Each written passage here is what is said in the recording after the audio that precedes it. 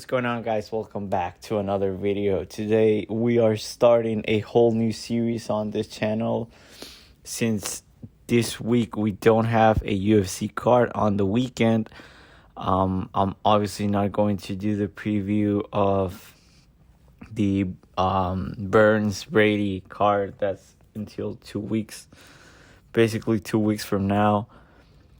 So I'm starting this new series. I had this idea running through my mind for a while now. The reason I had not made any of these videos was because I really didn't have like a name for it. I know I have it right here on the screen. You should see the graphic where it says start, cut, or bench. That's in kind of like a little game idea that I've seen in some NBA videos, some football, NFL videos, where you just decide if you're going to start the player, you're either going to cut him or he's going to sit his ass on the bench. And since that doesn't really apply in MMA, I was looking for like another name. I just really couldn't find it, so we'll just have to stick to it. And today we have start, cut, or bench for the top 3 heavyweight prospects. I'm not saying this is they're the best 3 prospects that we currently have, although they probably are. As crazy as as it seems that Walter Cortez Acosta is a top 3 prospect, but this is heavyweight at the end of the day, so not much of a surprise there. So yeah, without any further ado, like the video if you like this idea, and if you enjoyed my videos, leave a dislike if you do not agree with my order, and let me know in the comments. I would love to know who out of these 3 fighters, who would you either start, cut, or bench. I would love to hear your thoughts about it. And yeah, subscribe if you are not subscribed. Let's dive right into it. We have the Salsa boy, Waldo Cortez Acosta. We have the Blob himself, Shamil Gassiev.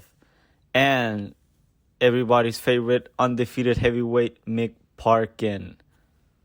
I'm not gonna lie to you guys, this was a very, very super hard actually for me to, I know I'm not ranking, but choosing who I'm going to cut, who I'm going to bench, and who I'm going to start. So basically what each category means here: if you're getting cut, it means you're not doing shit in the promotion. You're probably going to end up without having a job in the UFC. If you're getting benched, it means you're going to pretty much stay right where you are for the rest of your career.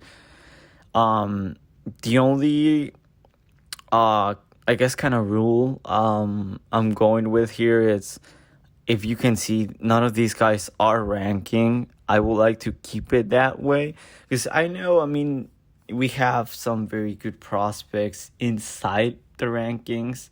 We have Jailton Almeida. There's also Sergey Spivak. We have, Gon. I don't think Gon is a prospect anymore, but you get the point. I don't want to rank anybody. I don't want to consider a prospect anybody that's already ranked. So I'm going with people outside of the rankings. The other guy I was considering for this list was Jonathan Denise, but he's already scheduled to fight Derek Lewis, and to be honest, he's probably getting knocked out. There was also Carl Williams, who he lost. He lost to Jonathan Denise already, so I don't think he's that much of a prospect anymore. This division is terrible. Walter Walker, I guess, is a prospect still. He's just 12-1. Mobility to Spain got fraud checked by Waldo Cortez Acosta. And I mean, those are the only guys that have like a pretty record, to be like really consider, for me to consider them like a prospect. Because I think, like, for example, I think Jamal Pokes is very good, but he's 11-4. I know he's 2-1 in the UFC, and that's all right, I guess. And this is heavyweight, but I really want to like pick like legit prospects. Waldo Cortez Acosta's 5-1 in the UFC. Okay. So back to the video, and of course, if I pick you to be as my starter, it would mean that you are going to crack those rankings eventually. So yeah, my first,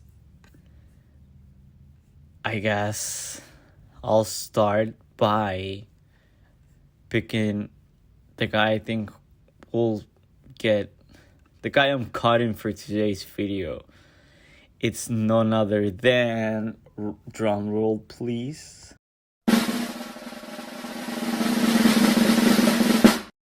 I'm going with the Blob, man. I'm sorry. Maybe I'm just going with the easiest way out here, but he's already 34 years old. I know this is heavyweight, so I mean that's not that big of a deal.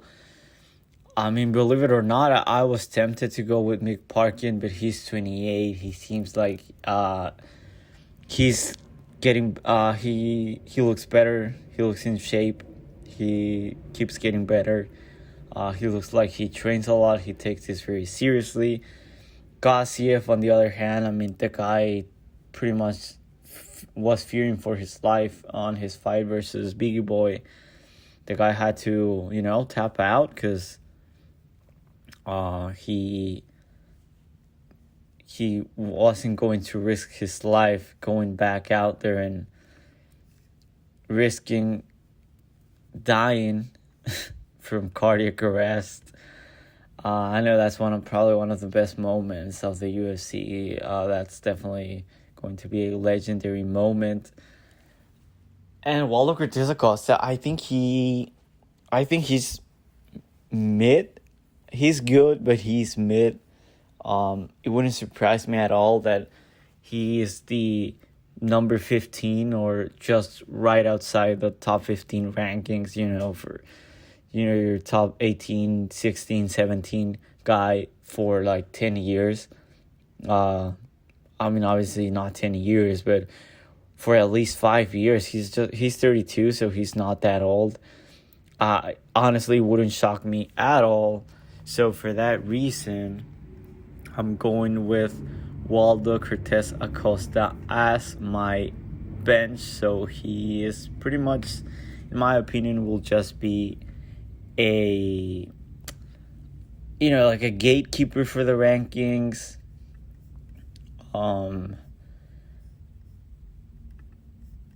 To see, I mean, because he's good. Like, if you beat Waldo Cortez Acosta, I think you are a legit, top 15 fighter in the heavyweight division. So that just makes it super obvious that I'm starting Mick Parkin. It's crazy that I was considering cutting Mick Parkin because I don't think he's very good. I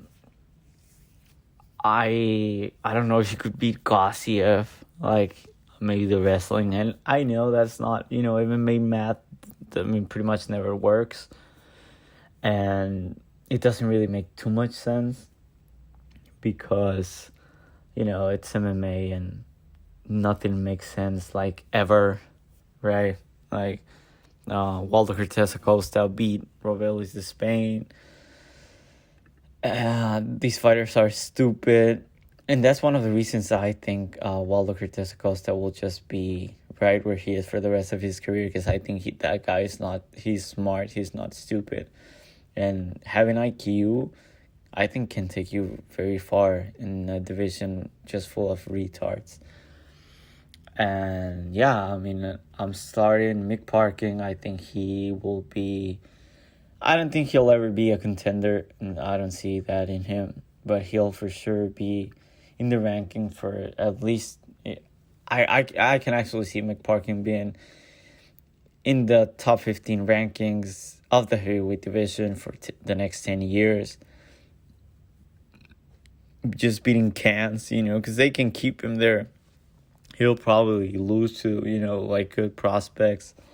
But if you're a Can and you somehow fluke your way to the rankings, Mick Parkin is going to beat you because he beats Cans. I don't think he's very good. But I don't think Shamil Gassiev. I think they tried fast tracking him. They failed miserably. I think he made the UFC look bad. He made himself look bad, and he's going to have to climb the ladder back up again. I don't think he. I think he'll have to prove himself once again, and he'll get another fight before he gets another crack at the rankings. So I'm saying he's not going to do very good.